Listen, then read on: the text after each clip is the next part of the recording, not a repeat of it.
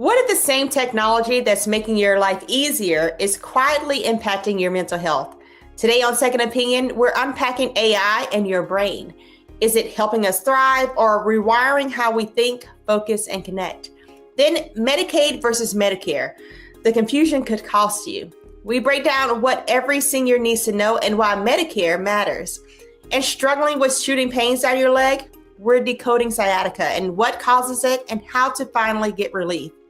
And in a world where women like to flip their hair back and forth, should they be concerned with the chemicals they're putting in that hair? This is Second Opinion with Dr. Ebony Jade Hilton, and it starts right now.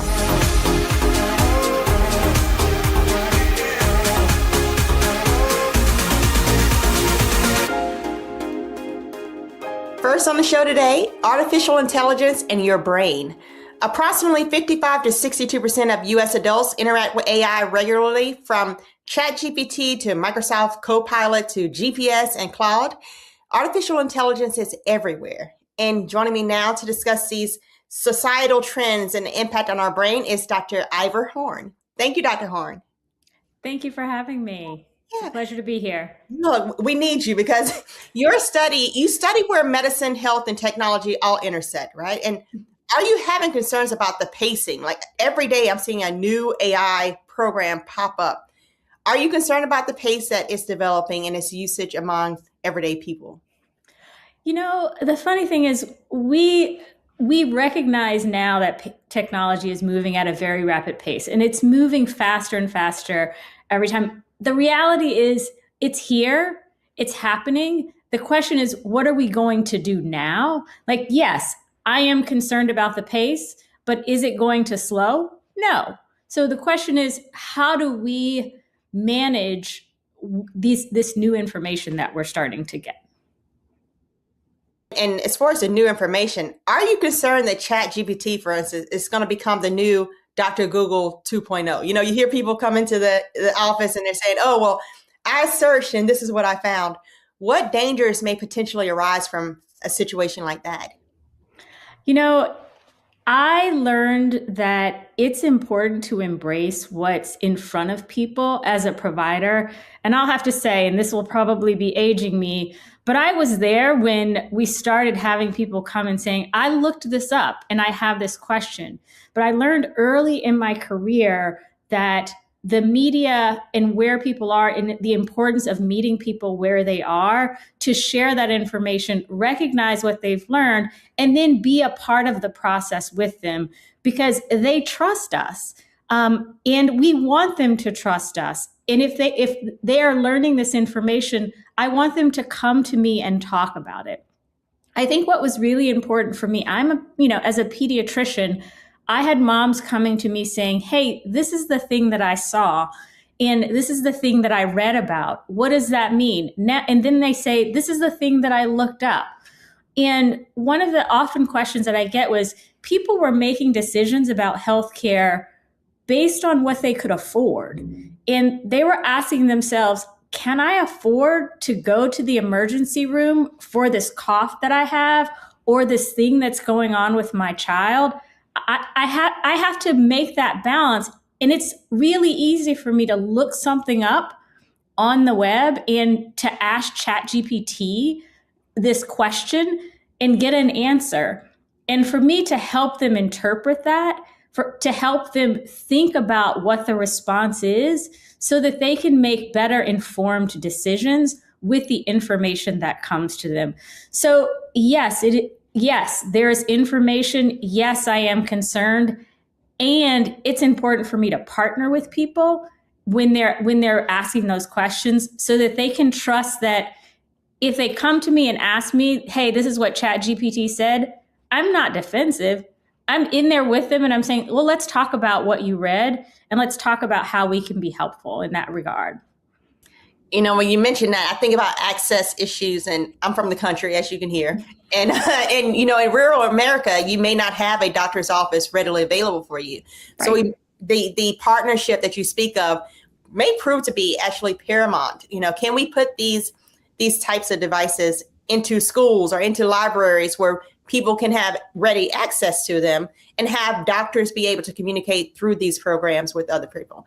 Now, To shift gears a little bit, what impact would constant AI interaction do you think can have on mental health, particularly when it comes to like self-worth, social comparison, and digital identity?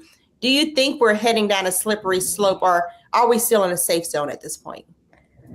I think it's important to remember that these are tools and these are products that people and companies want you to use. And they're designed to have you use them more frequently. And so the language and the response back, AI and a large language model, it is just that. It is a mathematical equation where information is put into that large language model, and it's working to give you the next best response.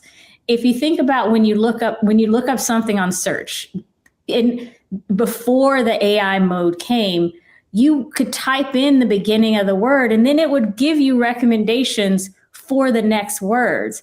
This is the next words that you might be asking about. If I ask for Jackson, it might give me Mississippi. Or if I ask for Jackson, it may give me something else, depending on where I am, depending on what my search history is. A large language model does that in a very conversational way. So instead of just giving me a word to prompt me to use that word, it's giving me language back in a conversational way that makes me feel a certain way, so that I can continue to ask it questions. And the key thing for us is for people to recognize that this is a tool.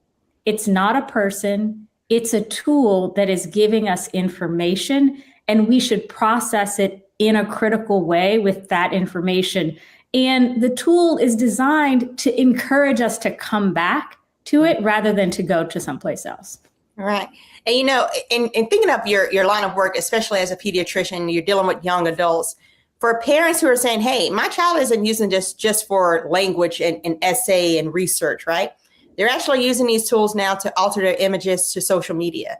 What concerns do you have, or what advice you can give to parents who are saying, hey, if your child is using this to alter their image, this is how it may shape how they perceive themselves? And what are some of the signs and symptoms of this is just going too far and skewing their actual view of reality?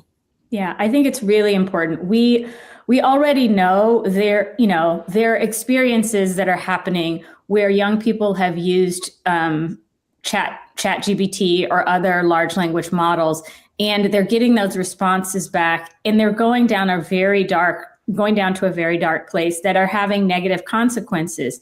And I think it's really important for parents to be parents, to recognize that this is a tool that's in their hand that opens up their access to places that we may not want them to be, and to limit their access to these tools. And the other thing that I think is really important for parents is to really focus on their critical thinking skills.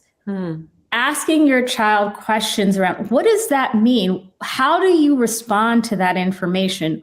What are you perceiving about that? Making sure that they recognize there's not a human behind that conversation, that tool wants them to engage more. And so they're going to say it's going to respond in ways that are designed to get them to continue to engage versus to disconnect. And so I think having parents think through that conversation with their children and make it a dialogue, sit with them and talk about it so that they're using these tools in a critical way and giving them mechanisms and ways and opportunities to disengage from technology altogether. And as a pediatrician, we talk about this, but I also encounter more senior people who are engaged with technology. And in addition to them engaging, the ability, especially with AI, they don't know if it's real or not. Right. And you have them getting information that they don't know how to necessarily interpret whether it's real or not. And those are very much risks that we have to take into consideration. Right. And thinking about the political climate, that definitely comes into play. You know, you brought up critical thinking. I think I have a few of my friends who their children are a little bit older than my little 7-month-old twins, but and they tell me, you know, I'm having trouble connecting with my kid because there's something that's not connecting with them, and they keep saying their lack of ability to do critical thinking. You know, and new research says that the United States spent $30 billion to do away with textbooks and started giving all these laptops and tablets. Do you think that's now having an impact on the the cognitive capabilities of these children? And what can parents do to counteract that? Are we behind the 8 ball at this point because technology is so kind of, you know, a requirement for school, for work? What can we do? I think I think that's a really great question. And it's really important that parents realize that they do have the authority and they do have the power to step back and actually address some of those things. I think there are a couple of things that are really important when you're talking about this with your children. It is beginning to ask them questions so that they can ask themselves those questions. I'm really fortunate. My kids are now, you know, in their 20s, but we went through the technology stage. They're digital natives. I was not a digital native, but we always asked critical questions of them around the information that they were getting. And so I think it's important for parents to really create an opportunity for conversation with their children about what are they seeing, what information are they getting, and how do you get them back to reading a book, helping them to be able to focus on something rather than multitasking on multiple screens all at once, because we know the ability to focus and absorb information and gain new knowledge and answer tough questions requires focus. And working with your children on doing things that require them to focus and ask deeper questions and really be challenged is important.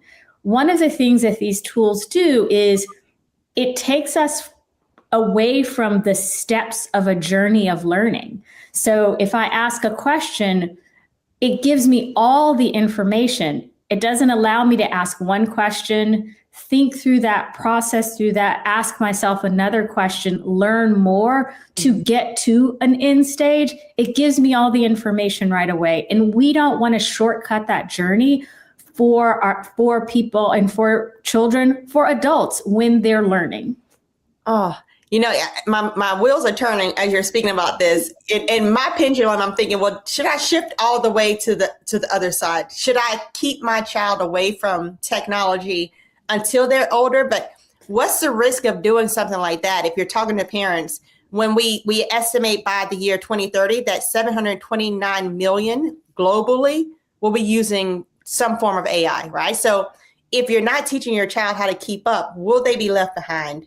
And what comes with that when the world is starting to be relying on artificial intelligence? Yeah, it's not a either or, it's an and, right? There's a time for using technology, and there's a time when you don't need to be using technology. That doesn't mean you don't learn. That doesn't mean you don't keep up with the latest tools, but it doesn't have to be an ever-present thing in your life.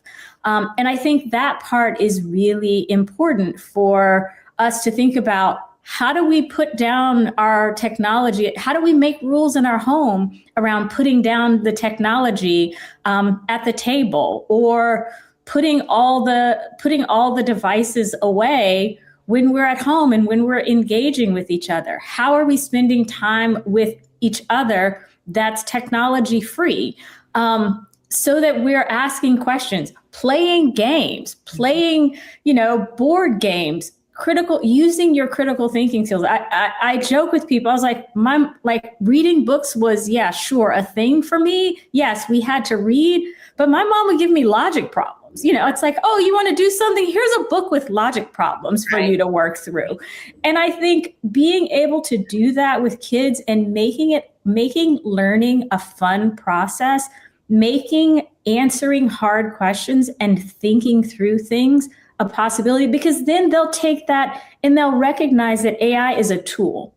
It's a tool to be used for my service. And when they use it for their service, then it becomes something different than something that becomes a part of who they are. You know, I have one final kind of question as you were talking, I was thinking. Now, you say your children are about 20 years old, which means they may have been just born when the iRobot movie came out in 2004, Will Smith movie. Do you think AI will, at one point, will it outsmart the human race? Are we losing our ability to control this thing? Because I saw there was something about the AI bots started to make their own platform and started talking to each other in a different code. Yeah. Is this something we should be concerned about? You know, no. I would say technology is a tool that is built by humans. Does technology move fast? Like in the sense of, can this computer process, can that technology process and absorb, and gather information faster than I can? Absolutely. If I'm doing research, it behooves me to say, okay, can you look at all the data out there, look at all the research articles and pull them for me? But it also requires me to say, how do I tell the tool to do it in a way that's done well and better? How can I say, make sure that you don't hallucinate, make sure that you don't make up things. And it is my responsibility as the human to go back and look at those articles. And for me, I'm going to pull the article and I'm going to read it, because technology is going to give me a little bit of information. It's going to summarize things, but it's not going to answer all the questions that my knowledge over several decades in the field is going to provide. It's summarizing what's out there. It's not taking what I know and the context that I have on that information and synthesizing it in that way. So yes, there's ways to create efficiency. And yes, we will get information faster through technology. And we have to put guardrails on technology and the use of these tools. But those are bigger societal questions that we need to be thinking about as well. And, that's broader than me as an individual. My responsibility is to the call to action and make sure that people are paying attention. Well, you know what? Thank you, Dr. Horn, for challenging us to consider not just what AI can do, but what it can do to our minds, our children, and our future. We thank you for coming on the show and giving us something to think about. And maybe I won't be afraid of iRobot from 2004. Thank you. Thank you. Now, you've heard of mentors and their benefits, but what are the benefits of a life coach? Still to come, how to know if you need one and where to find one.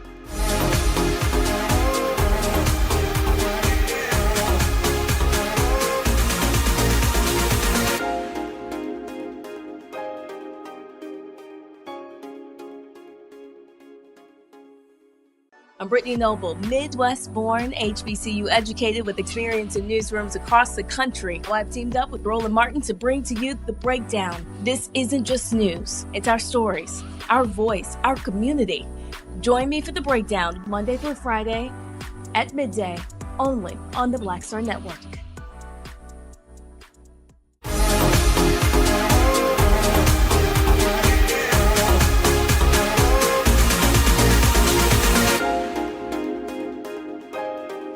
So working in high stress industries can be mentally exhausting, or just starting your career can come with a set of challenges. And many people ask themselves, am I good enough? Like, do I fit in? Am I reaching my goals? So joining me now is Dr. Wando Anyuko. She is a pediatrician by trade, but also an executive speaker and an executive life coach. So welcome, Dr. Wando.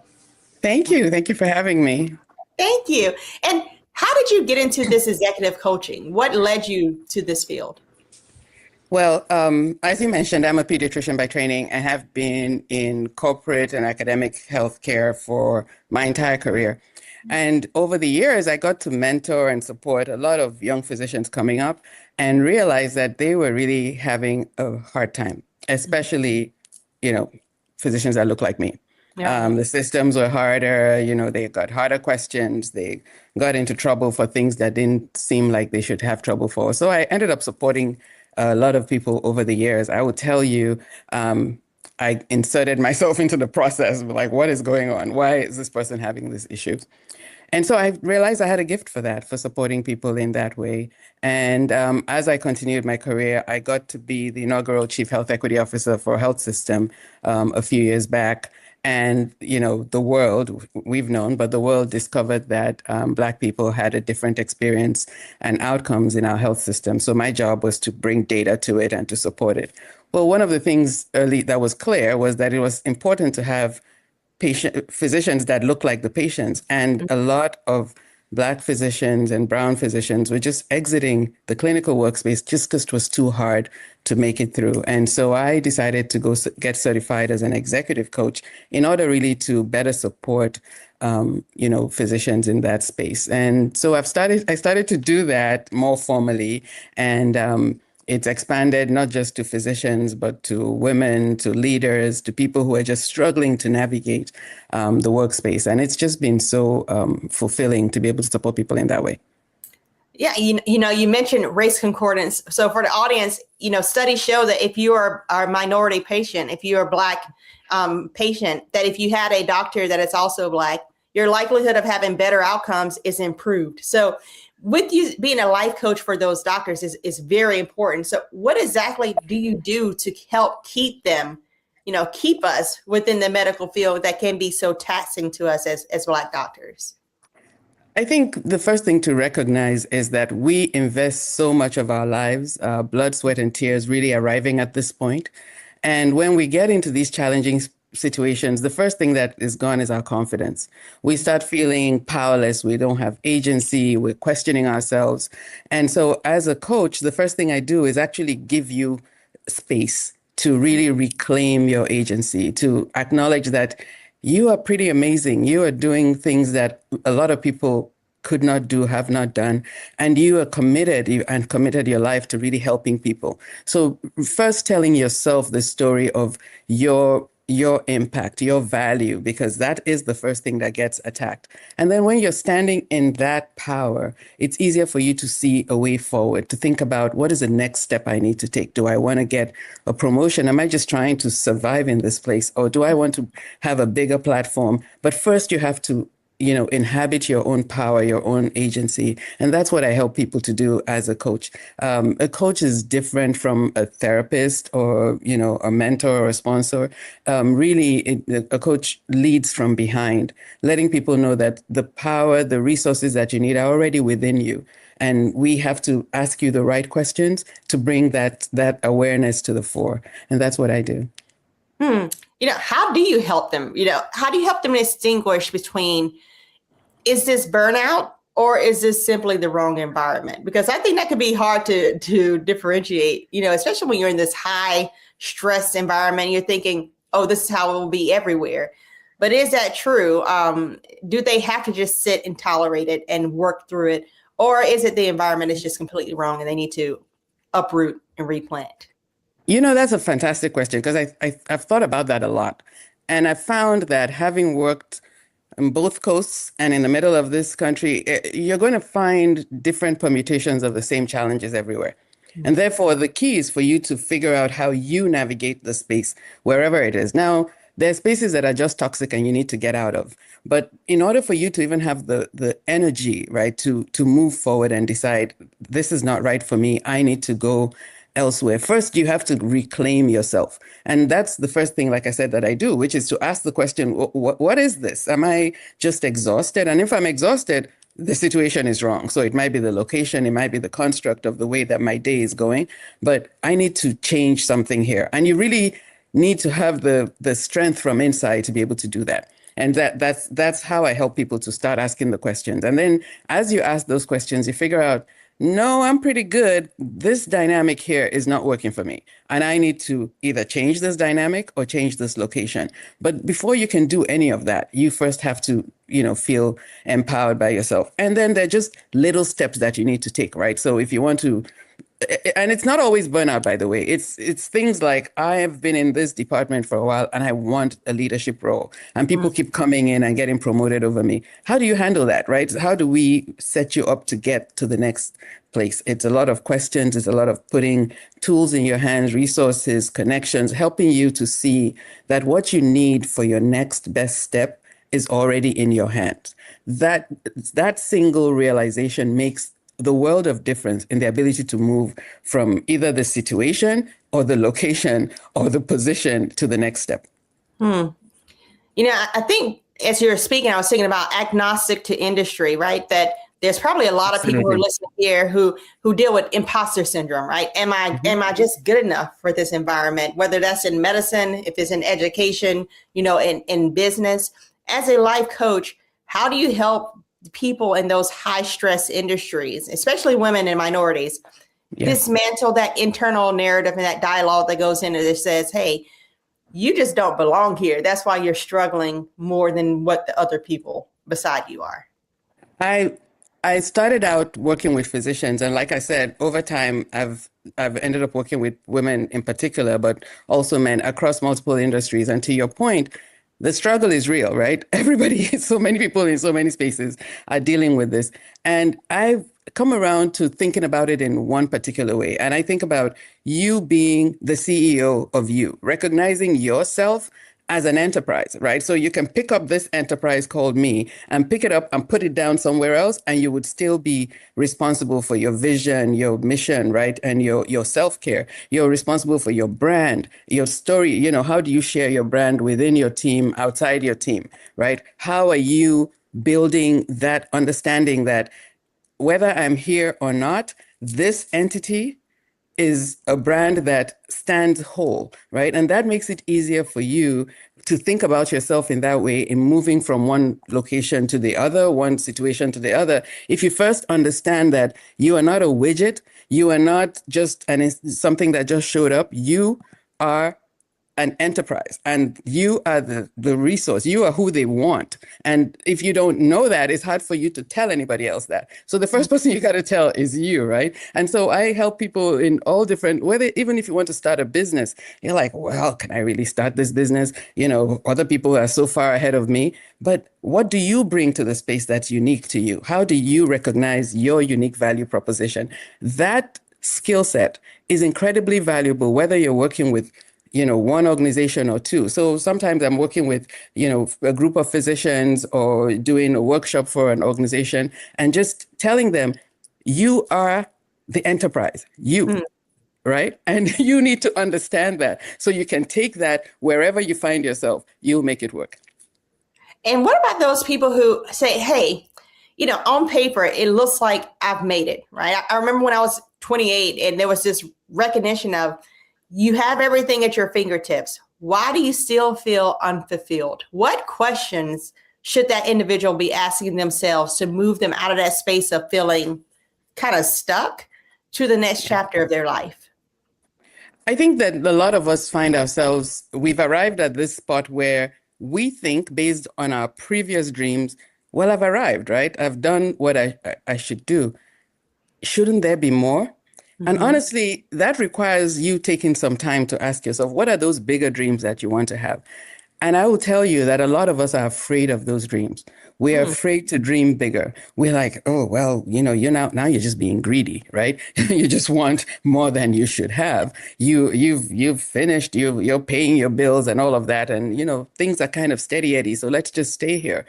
And as a coach, before I get to what a coach does, often we have mentors, right? Because I think of the dream team as a mentor, a sponsor, and a coach. And your mentors and your sponsors, they know you in some context. Your family, your kitchen cabinet of friends who, you talk about your dreams with, they know you in one context. And they don't necessarily know what to do about moving you to a different context. They want to protect you. They don't want you to be disappointed. And so they may not give you the space to actually dream that big dream that you have. But a coach holds that space for you and says, yeah, go ahead. build that dream. Go for it, right? I am here. I am not going to judge you. I will help you workshop it. Let's think about what it could be. Let's visualize it, because if you can't visualize it, you can't be it. And that's something that you might want to do. Actually, you will want to do on your own, so that you come out with confidence when you're sharing it with others. And so that's sort of the journey of arriving at what seems like a destination and realizing there should be more. But allowing yourself to say, yes, it's okay for me to want more. And I am worthy of achieving more, and I'm able to achieve more. Let me think about what the next step is towards that next destination that I want. Well, if the person's next step after listening to this conversation is, I need a coach, how do they know if they actually need a life coach? And probably more importantly, how do you even find a life coach? Like, if you're looking for a therapist, that's pretty, I think, easy to find, right? But how do you actually go to seek a life coach? Can you explain that? Well, I think that the first thing is to figure out that there's a question that you're struggling with, you can't answer, right? It wakes you up at 2:00 in the morning and you're like, I need a way through this. And a therapist is, well, I'm not really, not feeling right there. I'm not struggling with that. I need a coach to help me ask the key questions. I will tell you, in 2026, the answer is probably Google, ChatGPT, Gemini, one of them. Hey, I have this question. I need a coach. Is there a life coach in my neighborhood? Is there somebody who knows or who specializes in my particular area of questioning, right? That can tell me, that can work with me in the space. I just ask the internet or the large language or little language models. I don't know what they're calling them these days, but. And as you're listening, when you start to have questions about the area that you're stuck in, you're reading books about it, you're watching podcasts about it, you're watching presentations like this, and you're hearing, okay, that person gets me. That person is talking about the particular thing that I'm dealing with, the particular question that I have. Let me reach out and see if I can work with them. And so, unlike a therapist or a psychiatrist that insurance will pay for, coaching usually something that is not covered by most of those structures. Some employers do give you the option of maybe a short-term relationship, but I tell people that coaching is an investment in yourself. We spend a lot of our lives investing in everyone else. We're investing in our children, in our parents, in our communities. But when you want to build a life of your dreams and not a life of default, you might need to take the time to invest in your own self, because you're worth it. And that's really how I think people think about coaching. It is an investment in yourself. Wow, a life of your dreams and not a life of your default. That resonated with me. Thank you, Dr. Anyoku, for helping us see that guidance is not, asking for help. It's not a weakness, it's a strategy. And sometimes the breakthrough comes when we stop trying to do it by ourselves. So where can people find you? If they are saying, hey, I not only want a life coach, I want you to be my life coach, where can they actually seek you out? Absolutely. I would love to talk to them. You can find me on my website, wandoanyoku.com. You can find me on Instagram at wandoa, or you can find me on LinkedIn. And I will be delighted to talk to anyone. Perfect. Well, thank you for being with us. Thank you. And still to come, suffering from back pain, our next doctor says you may need to toss your mattress, and we'll explain why.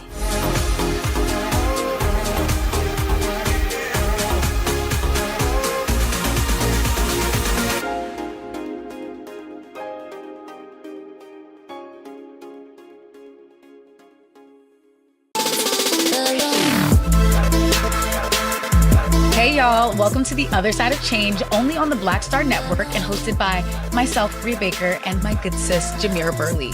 We are just two millennial women tackling everything at the intersection of politics, gender, and pop culture. And we don't just settle for commentary. This is about solution-driven dialogue to get us to the world as it could be and not just as it is. Watch us on the Black Star Network, so tune in to The Other Side of Change.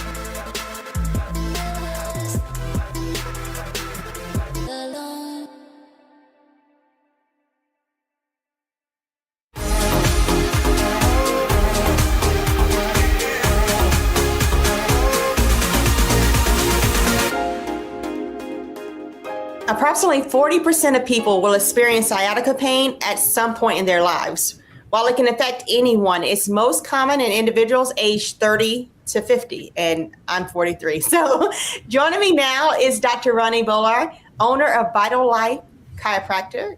So Dr. Bolar, what exactly is sciatic nerve pain? You hear people talk about it. What causes it and what does it feel like? Sciatic nerve pain is basically a pain that usually comes from the spine, and it leads to burning, sharp pain, and tingling going down the leg. Our sciatic nerve is based out the middle of the spine, and it splits down, going down to the left and the right side of the leg. And it actually is usually caused by, a bulging or herniated disc or some type of injury. And why do some people experience pain more than others? Like, are there certain risk factors that people say, hey, if I have a family history of it, if my dad had back pain, does that mean I'm going to have back pain? Or what can they look out for? Actually, contrary to what people believe, it's actually not really related to family history. There are several factors that are included or that people would experience that would lead to sciatica, such as, just injuries, overuse, types of positions like sitting for excessive periods of time, which a lot of people do now. Mm-hmm. And then also even a factor such as obesity. A lot of times with obesity, being overweight, putting too much pressure on the low back will lead to disc problems, degeneration, or arthritis, and which can actually contribute to sciatica. And you mentioned people sitting for most of the day. For people who have to sit, they have to go to work, right? They're working 9 to 5. What simple changes can they make right now to reduce their risk of developing sciatica? The biggest change that I recommend to people is to invest in a standing desk. I know a lot of us are working from home or working virtually. And in order to take the pressure off the low back, I recommend people get a standing desk that they can stand up and work for a little bit. And every, say, 1 to 2 hours, I recommend everyone who is sitting to stand up and work. So they can get a standing desk, or they can just stand up and do their work, take a break, and make sure they take that pressure off the low back. Well, I know the extroverts like that. They're probably standing up, walking around. Now, when should someone with sciatica or back pain stop self-managing and seek immediate medical attention, right? When does it go from, oh, this is just uncomfortable, to, hey, this is a warning sign and you should not ignore this? Great question. Between 50 to about 90% of cases usually resolve themselves in about a 6-week time period. Now, once we get past the 6-week time period, I would recommend them to go and see their local healthcare professional to make sure that there's nothing else going on. They want to check and make sure there's not any other types of injuries, any deeper issues, and to make sure that it's actually being managed properly, because these things actually can go away as time goes on, but you have to make sure it's managed correctly. And can you speak to that management? If I have back pain and I come into your office, what are some of the things that you all do in your clinic?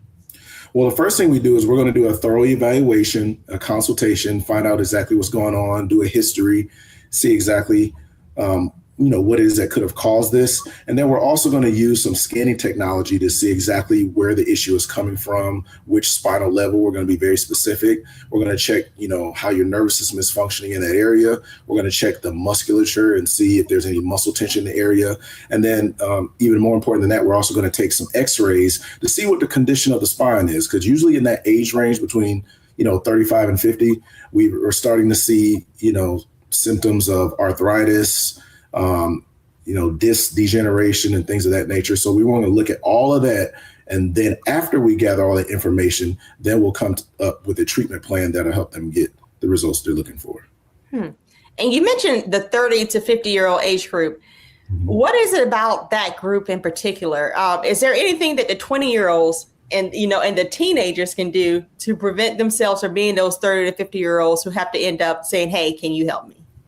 Absolutely. The research has shown that actually now there are high schoolers that are starting to show early stages of spinal degeneration and arthritis. And what that has been due to is actually wearing heavy book bags. So because we have lockers, usually in most high schools and some middle schools, you have lockers. I tell students, make sure they're not carrying all of their books with them all the time, because for the most part, they don't need all of them at the same time. So put your books in your locker, make sure your book bag is not too heavy, and make sure you're exercising, stretching, and doing those types of things to keep the body moving, because motion is what really helps that spine stay healthy.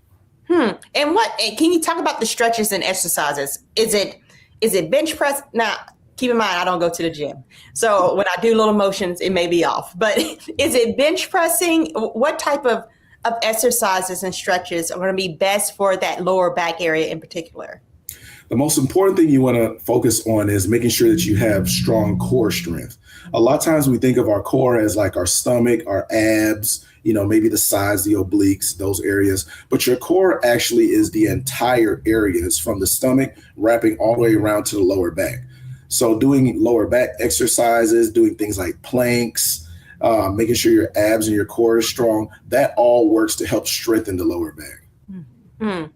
And I guess the opposite of going to the gym would be sleeping. So is there a certain mattress? Sometimes you see these commercials and they're like, hey, if you have back pain, get this mattress. Is there a certain type of mattress that people are sleeping on in your clinic that you say, hey, this is what is used to support you, especially that lower back area? Yes. Most of the time, the issue with people is that their mattresses are too soft. A lot of people, come in and tell me like, hey, I went out of town and I slept on this firmer mattress, or it was actually a little bit hard, but I felt like I slept better. And the reason that is because our spines actually require support. So a firmer mattress is definitely recommended for people of all ages to make sure that they have the proper support so they can get better sleep. This is actually the reason why, we don't see water beds anymore. People of a certain age know about water beds and how there was no support and that bed was constantly moving. We have to make sure we have enough spinal support. So any type of bed that has, the memory foam type of material, those Tempur-Pedic, the purple mattress, Sleep Number, those types of things where you can adjust the firmness or have a little more support, those are what's best. Look, the old water bed, that was, what was it, the 80s? I was there. So a question for you. When people have back pain, right? When should they definitely come in to see you? Is it, we go from it just being uncomfortable, but what are some glaring warning signs of, hey, this is something that you just can't ignore at this point that is doing actual nerve damage? So when should they see a chiropractor? When should they see an orthopedic surgeon, a neurosurgeon? What are some of those warning signs? Excellent question. So the first thing is anything that's going to last past, 48 to 72 hours, you definitely want to go to your first line of defense, and that's to go, to the chiropractor. We specialize in low back and spinal health, and we'll check and see exactly what's going on. We're taking a more conservative route to see exactly what's going on. Usually within about 4 to 6 weeks of seeing a chiropractor, if things have not resolved themselves properly, what we'll do is we will refer out to the orthopedist, and the orthopedist will check and see if there's anything deeper, whether there needs to be MRIs ordered, whether there's any type of tumor, any type of fracture, anything that may have not been caught before and didn't respond to conservative care. It's referred out to the orthopedist, who would then refer it out to neurosurgery if this is an acute issue or a chronic issue that's just not resolving. And how can people avoid some back problems? Are there any do's and don'ts, any social history kind of red flags that you look for to say, hey, if you cut out this, then this may actually get better? Yes, absolutely. The most important thing we want to do is make sure we're taking care of our posture. We want to take a look at how we're sitting, especially when we're sitting for extended periods of time.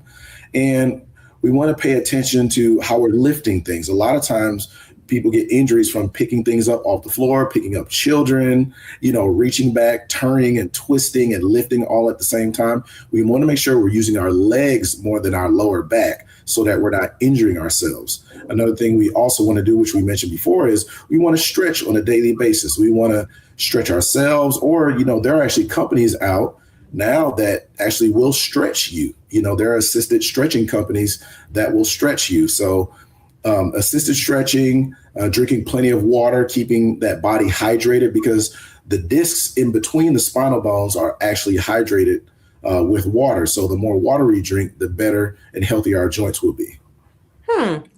Well, nearly 1 in 4 people will experience chronic pain at some point in their life. And if I was one of those people, I would want to know, who can I go to? So Dr. Bowler, thank you for joining us today. And if the audience has any further questions, where can they find you? They can find me at Vitalife Chiropractic. We're in the Metro Atlanta area. They can give us a call at 404-781-9041, or they can hop on our website at livingvitallife.com. All right, you heard it, livingvitallife.com. Thank you so much for being here. All right, thank you for having me. And still to come, my next guest says everyone over the age of 65 should be on Medicare. She explains why.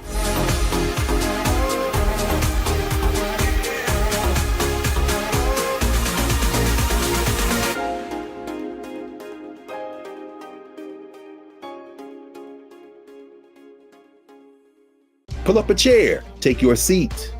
The Black Tape with me, Dr. Greg Carr, here on the Black Star Network. Every week, we'll take a deeper dive into the world we're living in. Join the conversation only on the Black Star Network.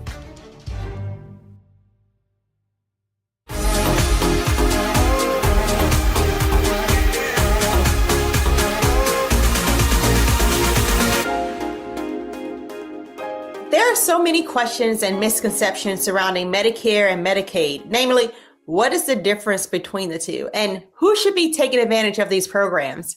So joining me now is Adamika Meadows, author, the CEO of Health Tech for Medicaid. Welcome, Adamika. Welcome. Hello, good afternoon. It's good to see you again, Ebony. That's why I was saying welcome back, because clearly we need you. All right. Because The question is, what are the major differences between Medicare and Medicaid? Sure. So Medicare, so think care, is a federal program, just federal program. And they sound very similar, right? Care and aid. But Medicare is primarily age-based. So it's a health insurance that you earn after working and paying into the system. And it typically starts at age 65. Medicaid, so think aid, is income-based or typically income-based and supports people with lower incomes, disabilities, a lot of children, about 50% of the children in this country, and many older adults who also need longer-term care and also income qualify. So that's where it gets a little confusing, because there are older adults over 65. Now that's where they can get both Medicare and Medicaid, and they're called dual eligibles or Medi-Medis. Medi times two. And why do you say that all senior citizens should actually be on Medicare? Like, are they automatically enrolled when we turn 65? Do we get the letter in the mail says, welcome, you're now in Medicare, or do we have to apply for that? You have to apply. And let me stress this. You are entitled to this, but if you do not get on it, you can get penalties. So let's just step back. What most people don't realize, especially in the Black community or any community of colors, is that millions of senior citizens actually qualify for like both programs. But you want to actually, as soon as you turn 65, even if you have a job that you have health insurance already, every senior should be on Medicare. Okay. It's one of the most important guarantees as an American lifetime. You've worked, you've paid into the system, you've contributed, you are insured some sort of health care in your older age in this country. And the biggest mistake people make is that they delay their enrollment. They wait till they're 67 or they wait till they're 70 or they wait till they retire.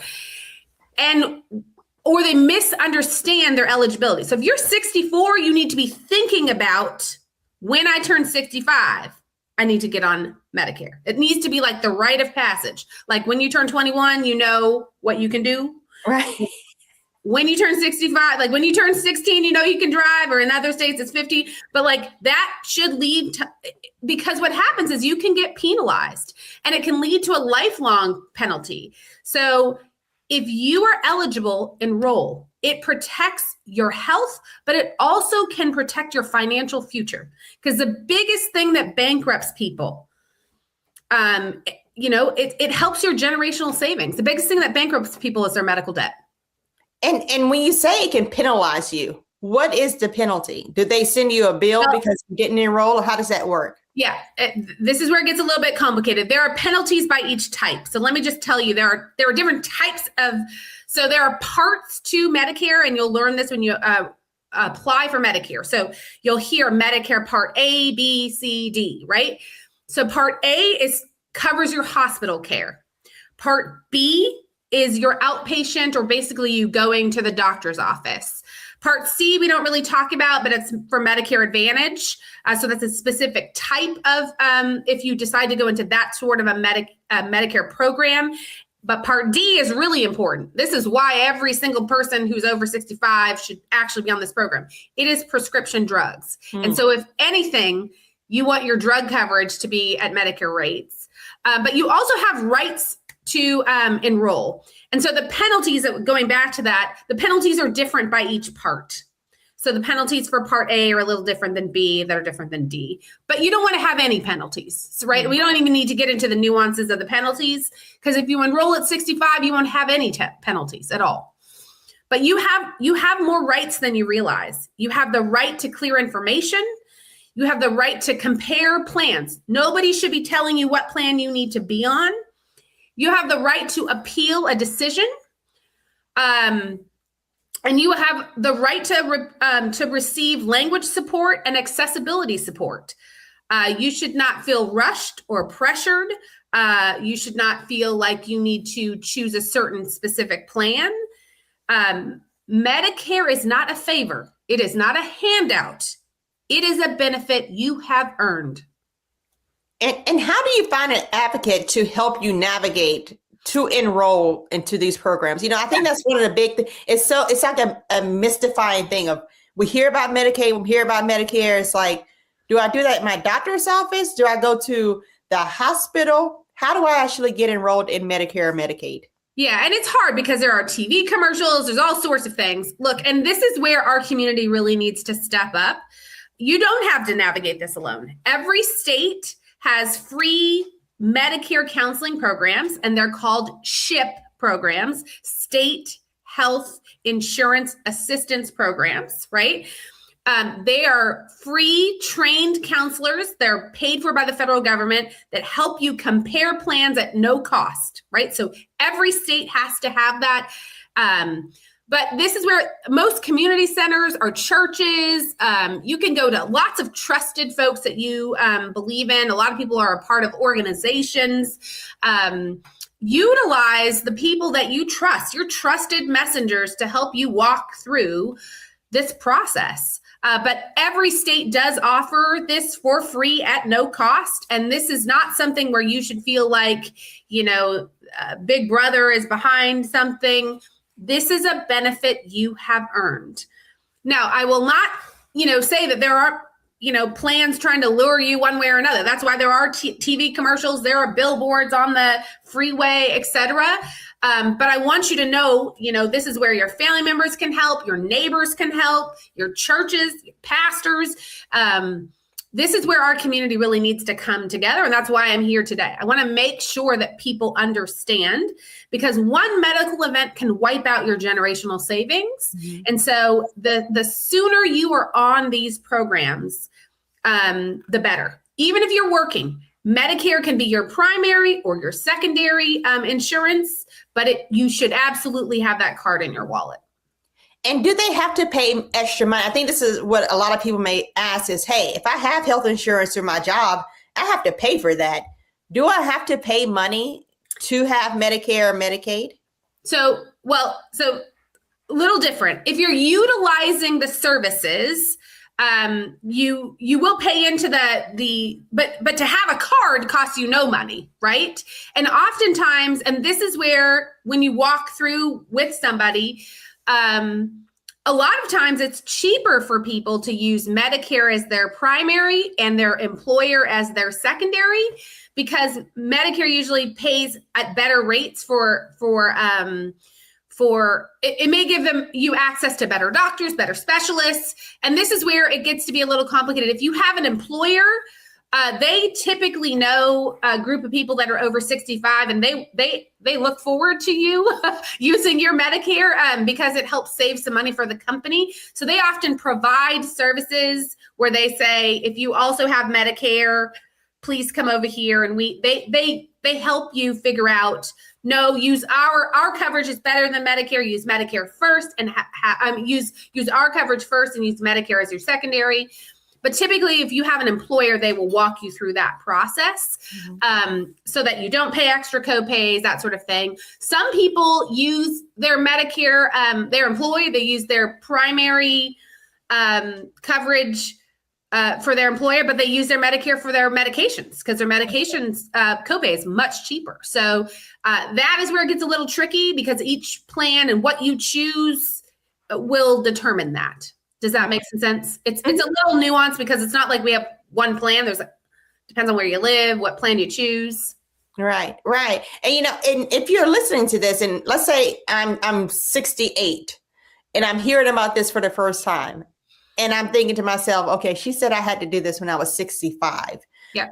Is it too late to enroll, for one? And when you talk about penalties, are they going to be in trouble when they walk into? Are they going to say, well, now that you're late, there's nothing we can do to actually help you? No, it's never too late. And I would say you always should apply because having health coverage is better than having no coverage. Oftentimes, if you are employed and you didn't get the opportunity, some employers will help pay your penalties. If you're 68, the penalties should not be that high. If you're 98, those penalties may be, quite high. This is also where an advocate can be very helpful. But, honestly, everyone needs to be on this program. And the more that we let people know 65, get on Medicare, the better, for sure. That's all right. And it doesn't matter if you are wealthy. I mean, people say, I've got plenty of money. 65, get a Medicare card. Every person who's over 65 in this country should have a Medicare card in their wallet. Absolutely. I mean, we're all one cough away from bankruptcy. That's what I tell everybody. And you need to have as much support as possible. Now, in looking at it, recent policy changes, there's been this economic shift, right? When we're talking about Medicaid, Medicare, and billions up for grabs as far as the trust fund that has been established for Medicare. What do you think is going to happen with this newly updated report from the Congressional Budget Office? How does it impact the people who are actually using Medicare and Medicaid? Are they going to start to see their benefits kind of dissipate? Okay, so here is my advice. Stay calm, avoid panic. Headlines about trust funds can sound super scary, but Medicare is not disappearing. Okay. Here's the thing I tell people all the time, and I spend a lot of time on the Hill. Most of the people on the Hill, what do they look like? Exactly. They're over 65. And you know what they definitely have in their wallet? Medicare. All of the people in Congress all have a Medicare card in their wallet. Okay. Right. So policymakers are going to make smart decisions to keep the program financially strong as America ages. But the easiest thing for us to do in this country, the easiest policy for us to pass is elder policy, because oftentimes we are talking to folks who are older. So for beneficiaries today, coverage continues, but it does reinforce a few things, just to be clear. It's why innovation, prevention, better chronic disease management is important because it's going to be important for us to save money over time. The real issue isn't cost here. It's how do we deliver better care earlier so people stay healthy? And so, something like a Medicare trust fund concerns, who it should concern is Ebony, you and I, right? It's not going to be of concern to anyone who's over 65 today. Right. So I would really honestly stay calm, avoid panic. And if you're over 65, tell everybody to get their card. Right. Thank you, Adamika, for coming here again to help us break this all down. I'm sure it will not be our last time calling you back because this is a very complicated situation. But if anyone is out there saying, hey, I don't have an advocate, I need some resource, is there anywhere they can follow you on social media that maybe you drop some gems that they can pick up where can they look for you? Sure. So I run a nonprofit organization in this country called Health Tech for Medicaid. But I'm known on all the handles as Madam Medicaid, so at Madam Medicaid. But you can actually go to our organization, www.ht4m.org. We send people all over the place all the time. We have a large newsletter with, 82,000 people on our mailing list. You can add yourself to the mailing list. We're on LinkedIn. We're on Twitter. We're on Instagram. We're everywhere. And we are advocates of people's health in general. I'm an epidemiologist by training. I ran hospitals in the US for well over 15 years. So I do care deeply about the public's health. While I am known for writing fundamental policy in Medicaid, I have family members over the age of 65 deeply. I fractionally caregive for a 95-year-old who's my grandmother, and my mother's, turning 75 next week. So I deeply care about our community, knowing about their healthcare. So please reach out organizationally or to me personally. Would always be glad. I spend lots of time with states, leaders, governors, state Medicaid directors, and we'll, point you in the direction you need to go in for sure. I tell you all the time, protection of your health and definitely as we age, being able to secure that health insurance so you don't dip into your savings account is a way you can create generational wealth, right? And we talk about that all the time. So these two are very definitely protect it for sure. Yes. Exactly. Well, thank you for being here again. Thank you. Thank you so much. Thank you. And are Black women being poisoned by beauty products? Well, my next guest has research that you don't want to miss, so stay with us.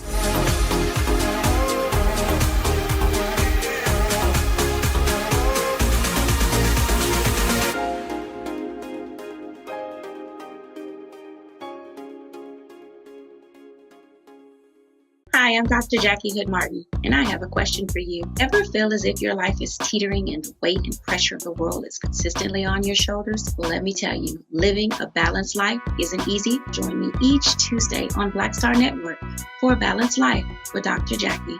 We'll laugh together, cry together, pull ourselves together, and cheer each other on. So join me for new shows each Tuesday on Black Star Network, A Balanced Life with Dr. Jackie.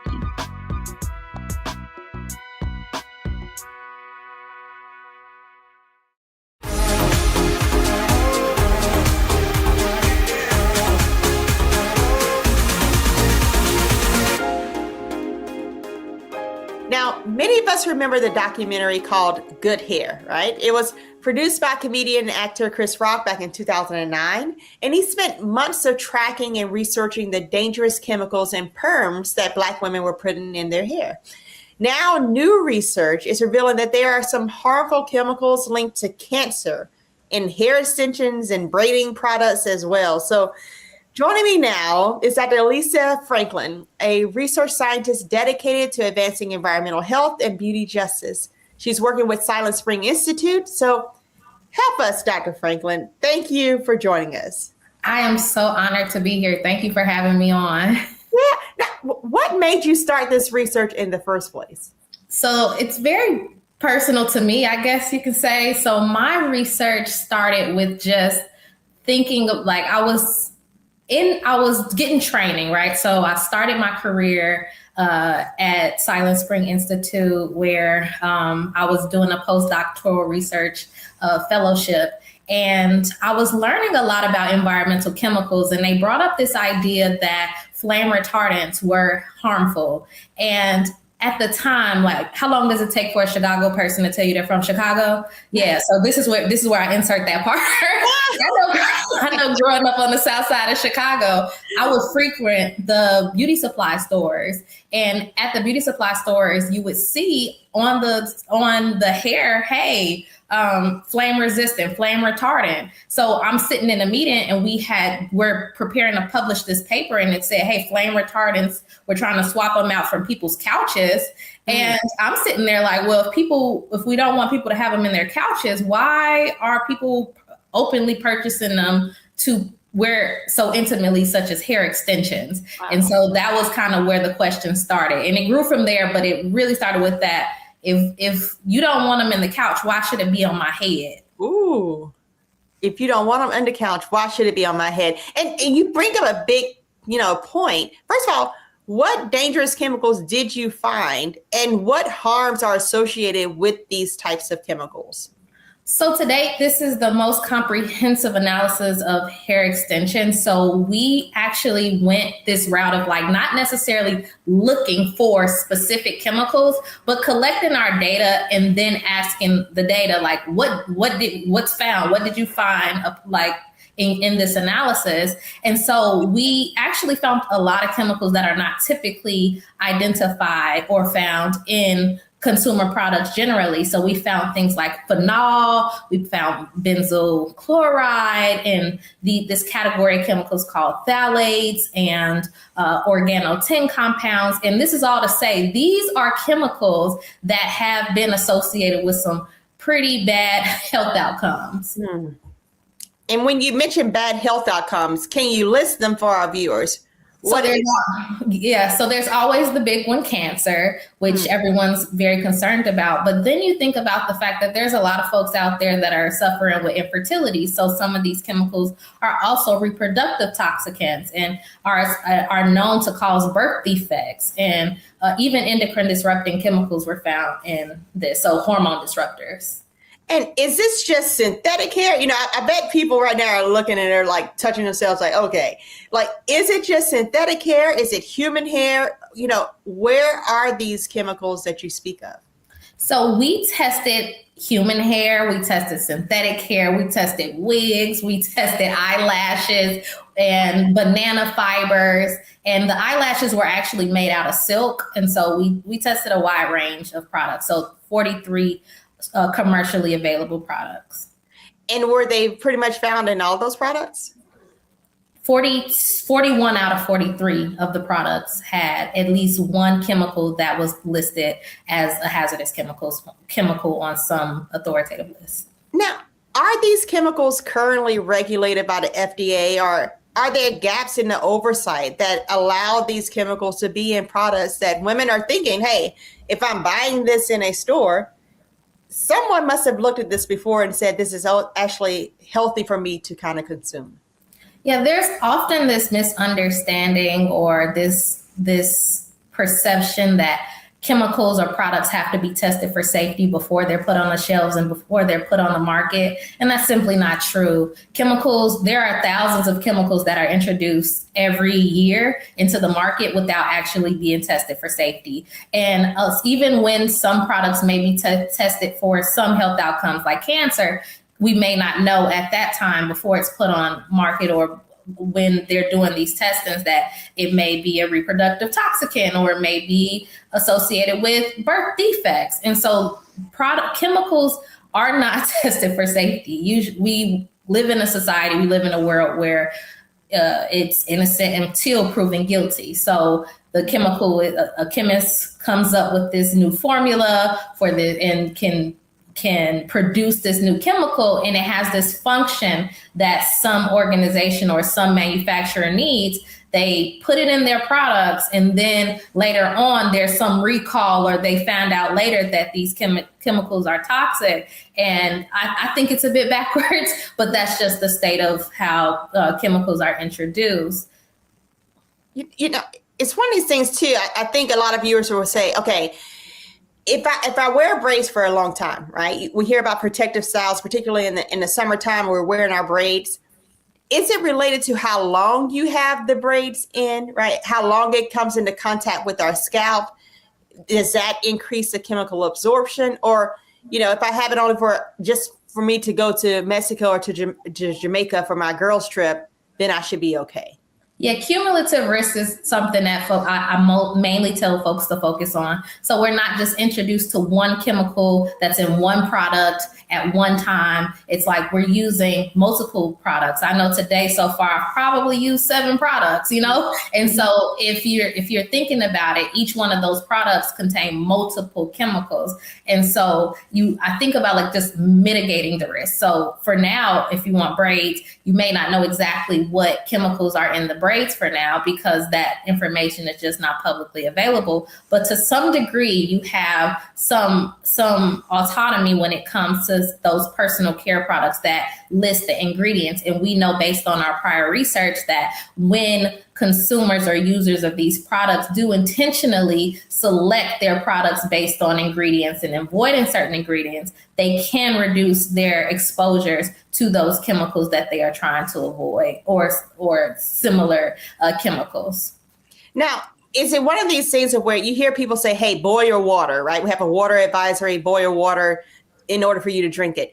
Can you do something to the hair, right? To the braids or the extension to the wig? Can you boil it, or can you, I don't know, some type of way remove the chemicals? Or is this just this is the way this synthetic fiber was made and there's nothing you can do about it? It will pose a risk to your health regardless.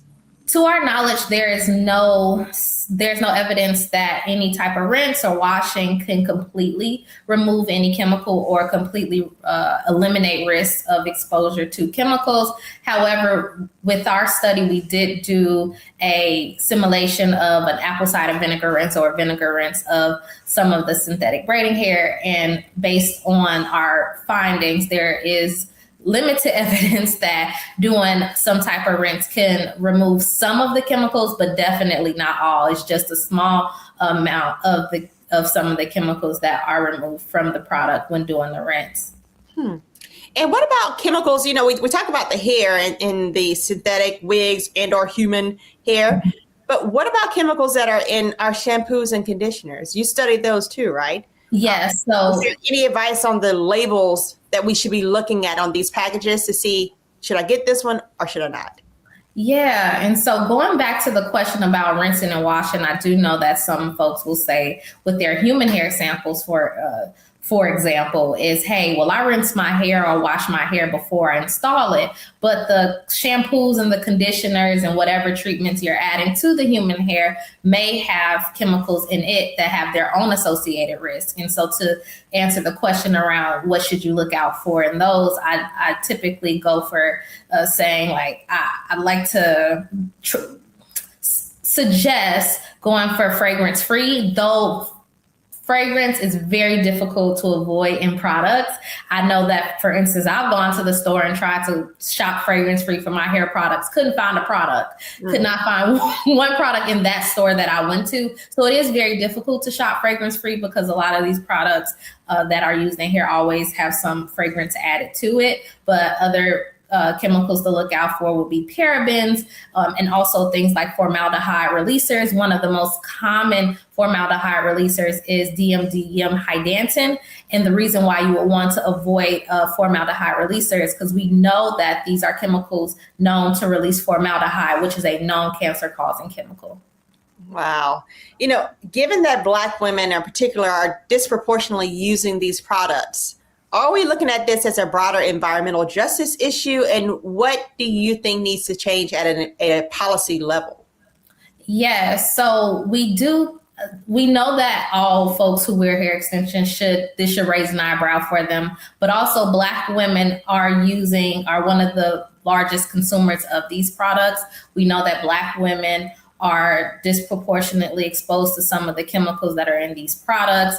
And these are chemicals that are associated with things like breast cancer, which we know Black women have the lowest survival rate of. And so this is definitely something to consider when you're thinking about like overall justice issues and whether Black women are disproportionately harmed in harm's way as it relates to some of these products. And yeah, I do think that it's important that when we think about policies, that is really where we should aim to make changes at. Like right now, we're in the primaries in Texas here where I'm at in Houston. And I highly recommend looking at the candidates and seeing if there's anyone who is caring about chemical policies and seeing if that is the right candidate for your vote. Also, another thing to really support is third-party testing, because a lot of time products can be labeled as whatever, but there are a lot of these terms like non-toxic or toxic-free are actually not regulated by any authoritative organization, or is not regulated under under like any federal laws or anything like that. So that's another thing to consider. And yeah, really considering like ways to make sure that chemicals are required to be tested before they're actually put in our products, and they're free. They don't cause harm. I just really believe that we shouldn't have to choose between our health and beauty, like choosing our favorite beauty products. Right. You know, Black women, we want solutions, right? For ourselves, we want solutions for, we have daughters, you know, sons growing up, and we're buying these products and we're bringing them home. Are there really any solutions at this moment? Where can we be pointed to say, hey, if you're going to try a product, maybe try this one? Yeah, so I suggest aiming to purchase products from companies that is their bottom line. That is their goal, is to create a safer product for the consumer, because we know that at the end of the day, those are the ones that are going to always be trying to make sure that they have a product that is safe for their users and their customers. So that's one thing. I also, I think people should consider that if you're going to get the braids, maybe have the duration of the time you were in the braid. So maybe it doesn't have to be worn endlessly, maybe taking breaks in between, because we do know by reducing the amount of time you're exposed to something, you're also reducing your risk. So there's that. And another thing is considering how the other products you use, where can you control it at there? So if you know that you have a favorite product and they have a fragrance-free option, switch over to the fragrance-free option. If you know that there's a product that, you know, kind of don't like it anyway, and you keep using it, you know, maybe dropping that from your use list so that you can eliminate the chemicals that are in that. So I would say just mitigating your risk through the other products that you're using regularly. You know, thank you, Dr. Franklin, for shedding light on this issue that it literally sits on the intersection of beauty, health, and justice. So if there's anyone in the audience who is saying, hey, I need somebody to help guide me, then where can they find your research? Is there a podcast? Is there an IG? Where can they find you? Yes. So I'd like to start off with your daily support, something that you can use in your day-to-day, which is an app or apps. There are a lot of them out there now, but apps that can support your shopping. So there's an app called, at Silent Spring, we have the Detox Me app, which helps you with learning more about how to reduce your exposures in your everywhere where you live, work, and play. So the Detox Me app can help you with tips on how to reduce environmental exposures. There's also the Clearia app, where you can take a picture of ingredients labels and it'll tell you a little bit more about whether those chemicals are associated with harm. If you want to learn specifically about my research, you can go to silentspring.org. That is where you can find a lot of the work we've done and get to know a little bit more about what we're doing in the future. We're on all the social media platforms. And yeah, email me. I'm here to answer any questions or chat with anyone if they're interested in learning more about beauty justice. Well, thank you so much. I will be downloading those apps today. Thank you. Up next, my prescription of the week.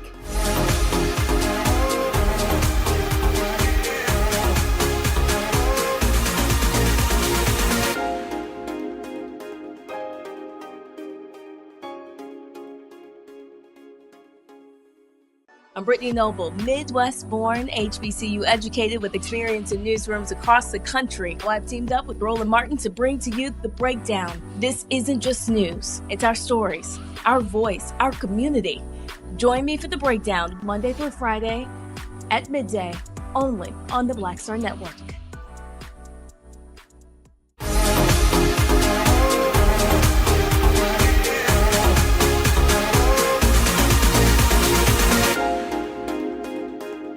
Black hair care and health, what you need to know. So Black hair care is much more than beauty. It's cultural identity, self-expression, and community. But some of the products we reach for every day may contain chemicals that could have real health implications. Research shows that many hair products marketed to Black women and girls contain endocrine disrupting chemicals, and these compounds can interfere with your hormones. These substances have been linked to earlier puberty, reproductive health issues, and even some cancers. In fact, chemical hair relaxers and straighteners have been widely used to change our hair texture, and they've been studied for years. Some large studies have found associations between frequent use of these products and higher risks of uterine, breast, and ovarian cancers. In one NIH study, women who used chemical straighteners more than 4 times per year had more than double the risk of uterine cancer compared to women who didn't. And it's not just straighteners.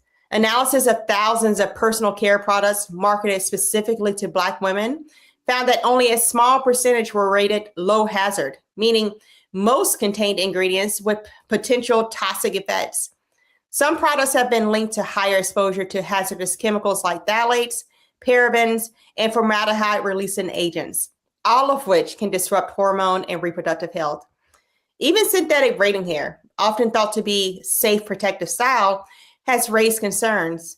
A recent Consumer Report analysis found that popular brands of synthetic hair contain volatile organic compounds, lead, and other dangerous chemicals that can expose users and stylists to airborne toxins. These exposures don't happen in a vacuum. Many communities of color have fewer low-hazard product options, leading to disproportionate chemical exposure compared with products marketed to other groups. So what can you do? Choose products with transparent ingredient lists and fewer synthetic chemicals. Look for certified safer or plant-derived alternatives. Advocate for clearer labeling and stronger regulation so that everyone has access to products that support, not compromise health. Your hair care routine should uplift you, not come with hidden costs to your health. And that, my friends, is my prescription of the week. Thank you all for watching, and I'll see you next time.